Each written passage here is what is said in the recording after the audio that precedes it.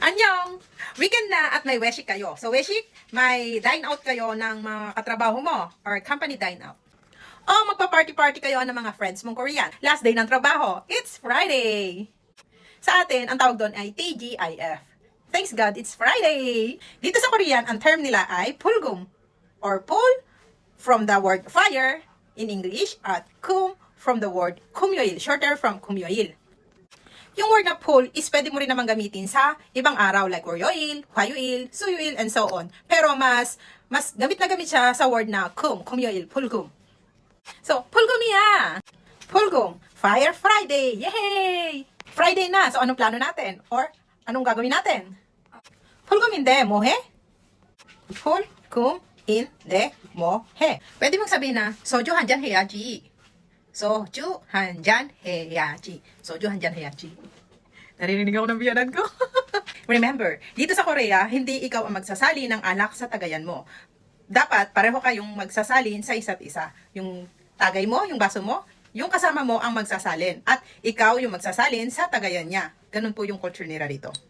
Ito din po yung tamang paghawak pag tatagayan ka. Dapat dalawang kamay. Nakaganyan or kaya nakaganyan. So, yun po yung dapat, yun yung proper manner para sa pagtanggap ng tagay mula sa kasama mo, sa kaibigan mo, sa boss mo, or cowork mo. Or kahit kanino. Ganyan po dapat, or ganyan. At pag ikaw naman na may hawak ng alak or ng bote ng alak, dapat dalawang kamay din ang gamit. So, dapat ganyan, dalawang kamay, or pwede rin naman na ganyan, or pwede rin naman na ganyan. Okay? So, dapat ganyan. Ganyan, or ganyan. Saka mo isasalin. Kasi yun po yung culture. At pati po yung pag-inom ay may proper way din po dito. Hindi ko po sinasabi na gawin nyo po ito, pero gusto ko lang po aware kayo para alam nyo na rin po. So, halimbawa po, nasa right side nyo, mas matanda sa inyo, or superior nyo, ganito po yung tamang pag-inom. So, ito po yung baso, dalawang kamay ang hawak. Then, yung face nyo, yung mukha nyo sa kaliwa. Ganun po. Iiwas nyo po dun sa superior or sa mas matanda sa inyo. Sa kaliwa siya, then dalawang kamay and inom. So, dapat po, nakatago po. So, kung halimbawa naman, nasa kaliwa yung superior nyo, yung mas nakakatanda sa inyo, sa kanan naman po kayo gagawin. Tapos, ganun din po, tago, inom. Okay? And then, paano po? Pag pareho, mas matanda sa inyo yung left and right. Simple lang po, ganito po. Tapos, inom. Basta dalawang kamay. Tapos, yung parang hindi nila makikita, hindi nakaano sa kanila yung baso mo, yung hindi nila kitang-kita. Basta, yung kamay, yung hand gesture nga, importante po yun.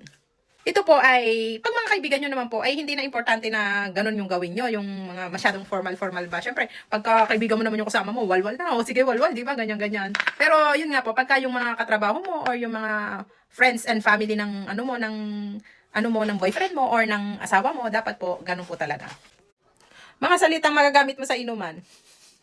Tingnan ako. Chueso. Chueso. Chueso. Tara, Jo. Tara, Diyos sa'yo. Bakit nagsusulukan magtagay sa sarili mo? Wehonja taraso. Wehonja taraso. Yun lang po muna at baka masyadong ma-perfect nyo yung tagayan. Charot. Thank you for watching. Tao may ba?